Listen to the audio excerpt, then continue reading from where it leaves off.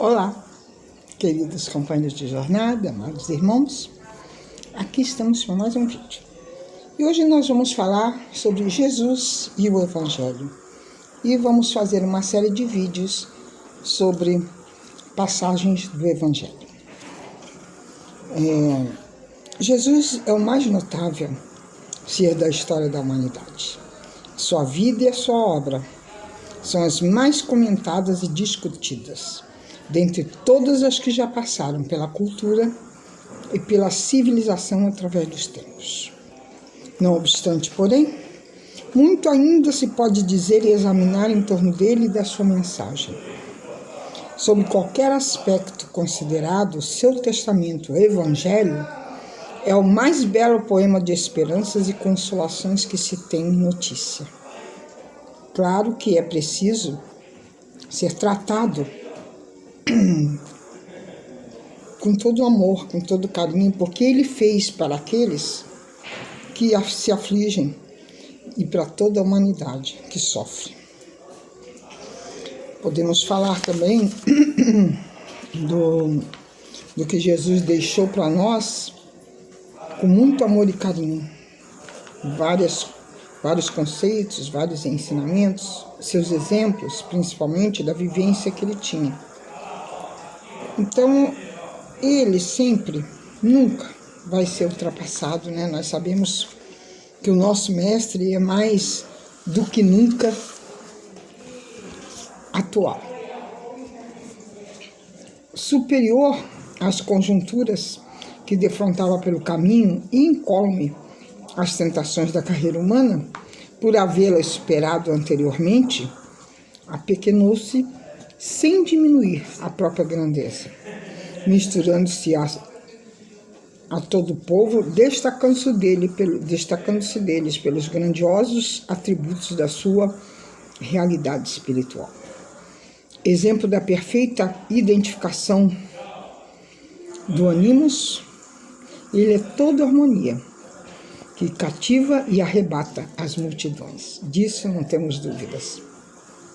Mas não se permitiu impedir o holocausto para o qual ele viveu, nem para o qual ele viria a padecer, nem seu padecimento, suas aflições, que foram lhe impostas para ensinar a elevação espiritual e moral a todos nós, desprendimento e abnegação para todos aqueles que queriam segui-lo. Jamais a humanidade voltaria a viver dias como aqueles em que ele esteve entre nós, sofrendo com elas e amando-as, ajudando-as, estendendo a sua mão no tempo que ele podia e a todo momento, sempre sem deixar um exemplo da sua boa nova. E ainda hoje, a sua voz alcança os ouvidos de todos aqueles que sofrem ou que aspiram pelos ideais da beleza e de felicidade, ou aqueles que anelam por melhores dias, emulando-se ao prosseguimento da tarefa e a autossuperação, ambicionando assim a plenitude. Historicamente, são muito escassas as referências a Jesus. E nós temos lá no livro de Flávio Joséfo, por exemplo, um historiador do povo hebreu do terminado século I, por ocasião do ano 62, quando foi lapidado o discípulo Tiago. Informou-se com uma expressiva síntese: Tiago, irmão de Jesus, chamado Cristo, aí encerrando a sua breve referência. Então nós vamos ver que no século II, Tácito, famoso historiador romano, também falou: Nero procurou os culpados e infligiu refinados tormentos àqueles que eram detestados pelas suas abominações, e a multidão chamava de cristão. Este nome vem de Cristo, que o procurador Pôncio Pilatos entregou ao suplício. E mais tarde, em memorável carta ao imperador Trajano, Plínio, o jovem, comentando os riscos cristãos, detalhou: reúnem-se numa data fixa antes do nascer do sol, e cantam entre eles um hino ao Cristo como um Deus. Comprometem-se sob juramento a não cometer roubos, assaltos ou adultério e a nunca abdicarem da fé. Isso tudo, lógico, levou as pessoas até se assustarem.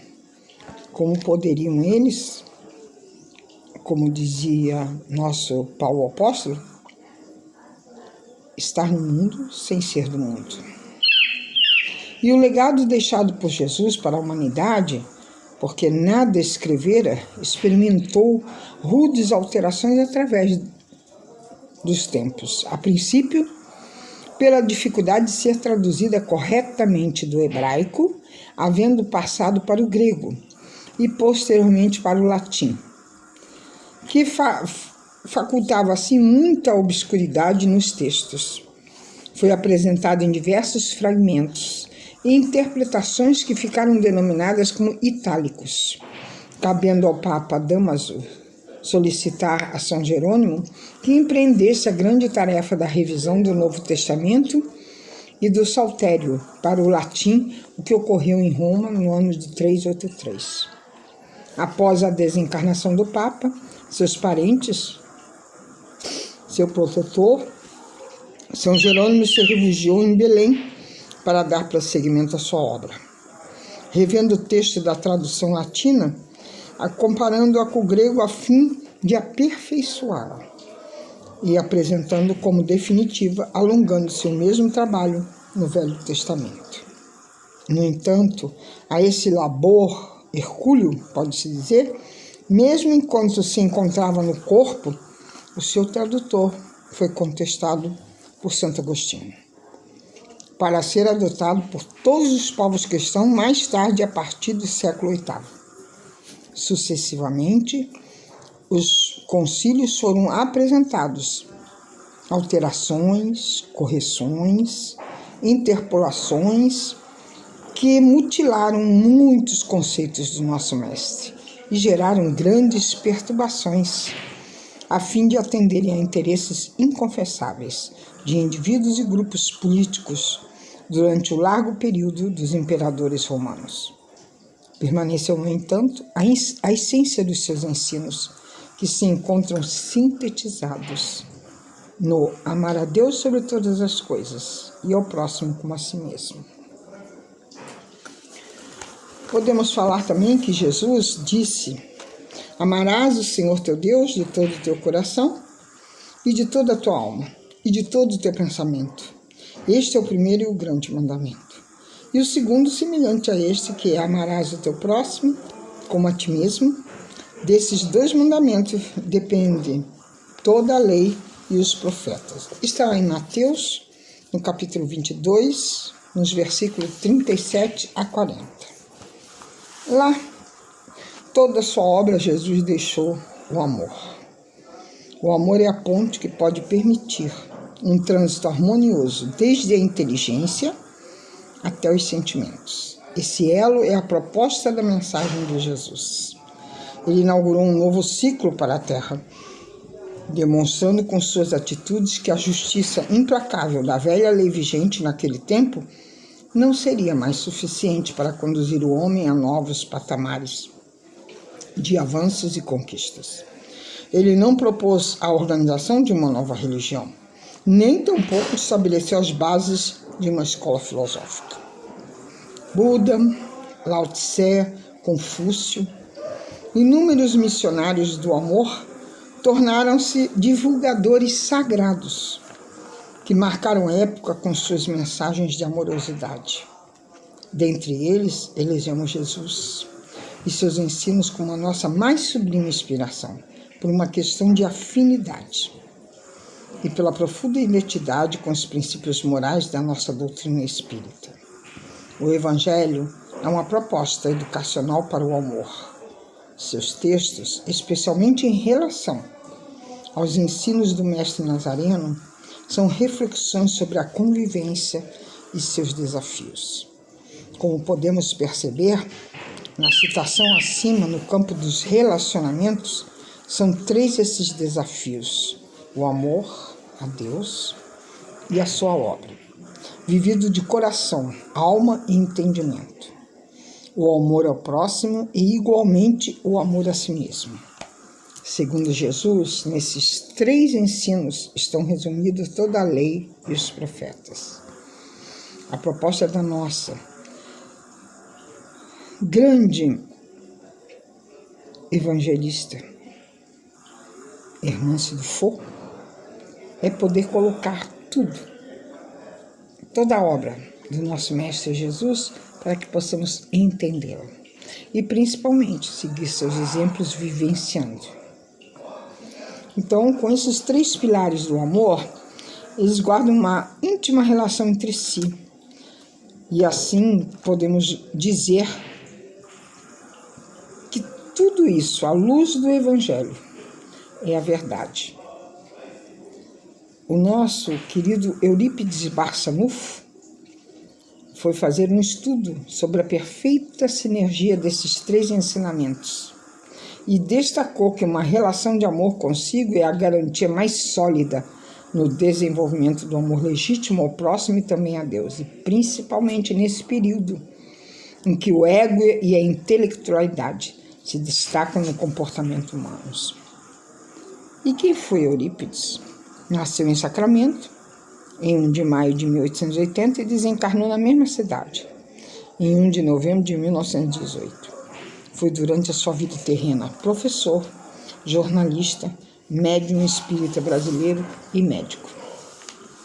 Ele nos deixou grandes ensinamentos nesses pilares e mostrou para nós que os pilares do amor guardam uma íntima relação entre si, e aí nós vamos sentir todo esse desenvolvimento da amorosidade. O alto amor é capaz de criar uma vida mais leve e preenchedora de paz. É fonte geradora de saúde e bem-estar. Na sua ausência, o amor a Deus pode ser apenas uma relação de interesse, na qual dizemos amá-lo somente para aplacar os dramas da nossa consciência. E na ausência desse alto amor, o amor ao próximo pode ser apenas uma expressão compulsiva do nosso egoísmo em querer moldar a vida alheia às nossas necessidades e caprichos. Então, desconstruir é uma necessidade inadiável. Ressignificar conceitos é o caminho de um futuro melhor. Pensar com a alma aberta às novas incursões nos costumes e nas relações é um ato corajoso de abrir horizontes, escalar etapas e estabelecer novos ciclos que avançam na direção da regeneração do nosso planeta. Então podemos assim sentir em toda a obra do nosso Mestre Jesus o amor que ele nos deixou, como ele nos amava e como nos ama até hoje, a força que ele nos dá. Então a gente pode falar que as obrigações inerentes a esses papéis na vida nem sempre condizem com os sentimentos que experimentamos, nem sempre correspondem às nossas intenções mais verdadeiras, aprisionando-nos em condutas martirizantes para a nossa alma. E o resultado mais infeliz de sermos obrigados a sentir algo por alguém com base em normas sociais e culturais distancia-nos da alfabetização emocional. Priorizamos crenças completamente opostas às nossas reais necessidades e interesses. Escutar sentimentos, ouvir os apelos luminosos da alma e se guiar pela própria intuição que depura as sugestões da inteligência são o caminho almejado por todos nós. E essa amorosidade não é uma conquista somente da vontade, mas também da atitude, pois não se conquista esse comportamento apenas com o desejo. Ensina o nosso benfeitor Eurípides que a misericórdia leva à amorosidade e a amorosidade tem por destino a concórdia. As 3 palavras que são pilares do amor, então, que é o tema de ouro das nossas vidas: misericórdia, amorosidade e concórdia. Ser misericordioso na relação humana é, sem dúvida, um dos mais poderosos segredos da arte de amar. Misericórdia é a atitude de manter a nossa mente no melhor das pessoas. Já pensaram no significado dessa conquista? Jesus disse muito sobre esse assunto. Misericórdia é conseguir elaborar um nível de consciência emocional capaz de dominar nossas projeções sombrias com relação ao comportamento do próximo, percebê-las em nós e ainda encontrar palavras, atitudes e sentimentos de bondade e acolhimento para conosco e para com os demais. Que conquista abençoada é a misericórdia. Não existe outro caminho para que a amorosidade possa ser gestada e floresça em forma de paz nas relações. Ver o mal que há no outro, perceber que ele também pode fazer parte de nós e usar o afeto, a docilidade e o respeito para com ele. É impressionante a dificuldade que temos com esse assunto. Entretanto, sejamos amorosos, até com isso.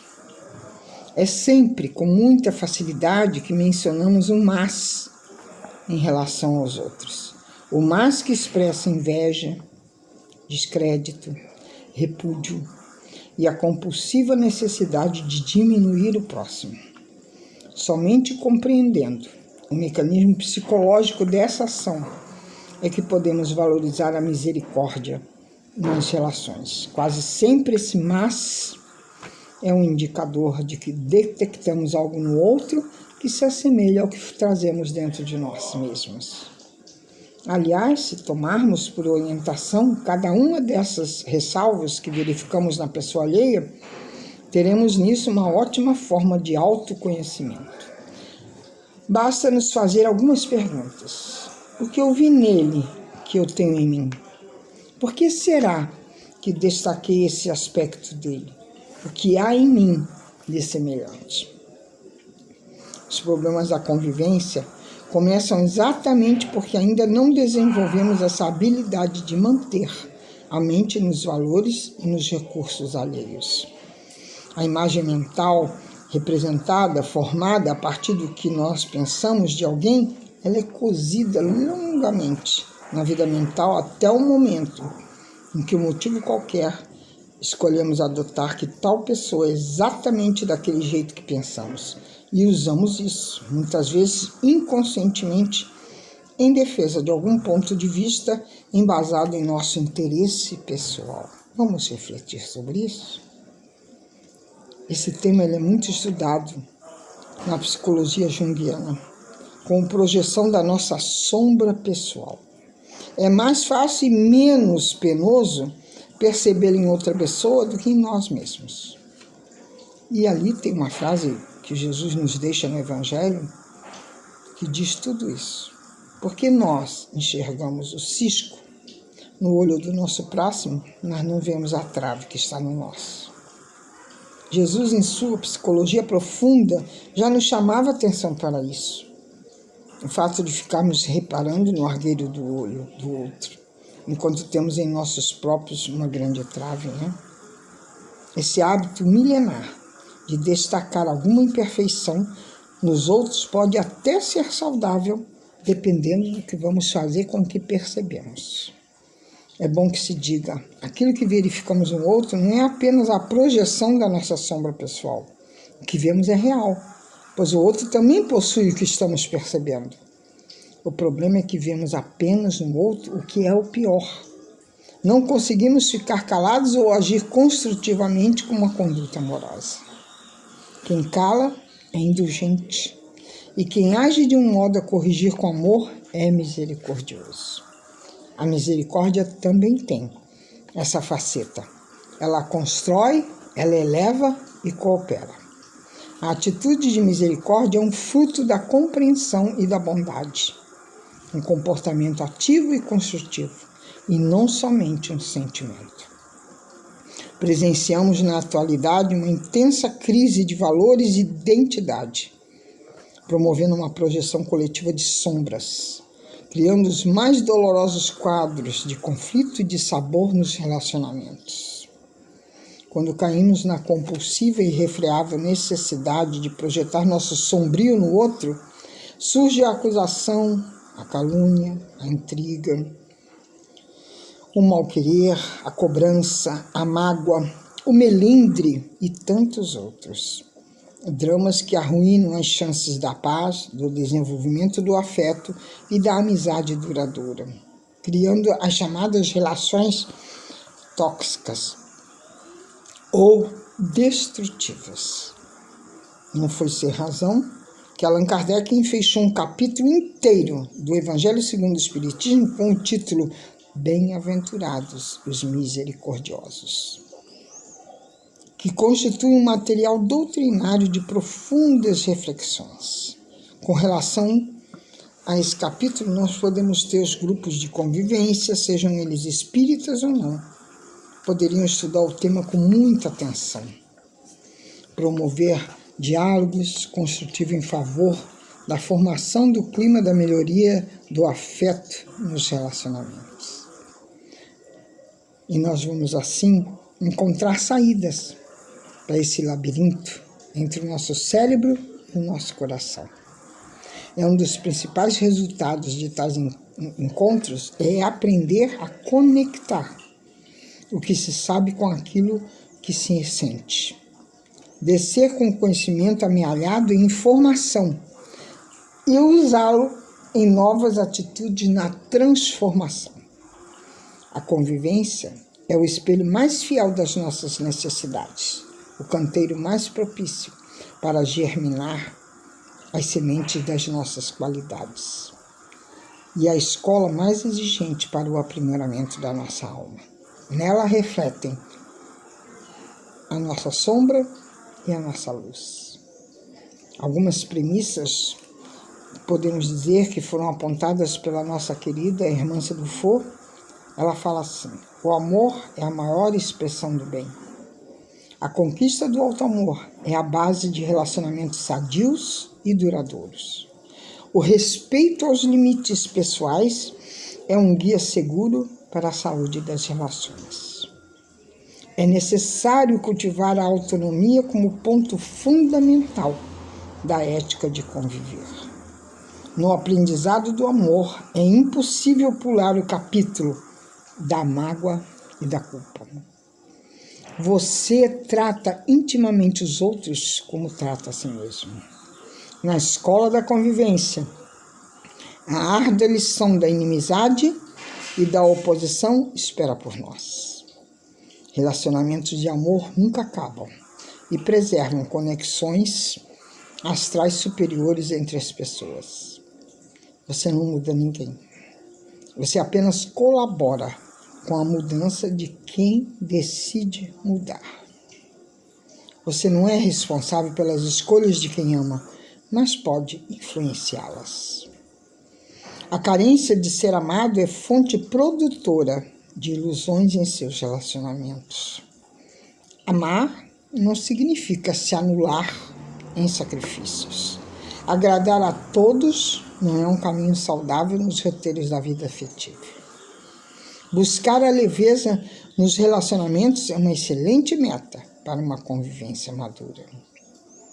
É necessário o desenvolvimento da capacidade de dizer não como sintoma de autopreservação. O enfrentamento aos abusos dos outros a respeito de cobranças e expectativas é uma medida de segurança. O prazer de dialogar é termômetro da boa qualidade dos relacionamentos. Enaltecer os valores um do outro é essencial à aplicação da amorosidade nos relacionamentos. Então, vemos que a nossa querida irmã Dufour deixou claro que, longe de quaisquer pretensões, os textos com que ela fala é de amoroso e de conciliação. São singelas páginas que ela sempre está falando em nome de Jesus, como uma serva do bem, e sempre pedindo a bênção para todos nós nesse entendimento que é ser um discípulo de Jesus. Graças a Deus. Beijos em seus corações e até o nosso próximo vídeo, já falando nas passagens do Evangelho. Se você ainda não se inscreveu no nosso canal, se inscreva. Conversando com Lúcia sobre a espiritualidade. Dê lá o seu joinha. Se puder e quiser, compartilhe. É muito bom falarmos de Jesus. Até o próximo.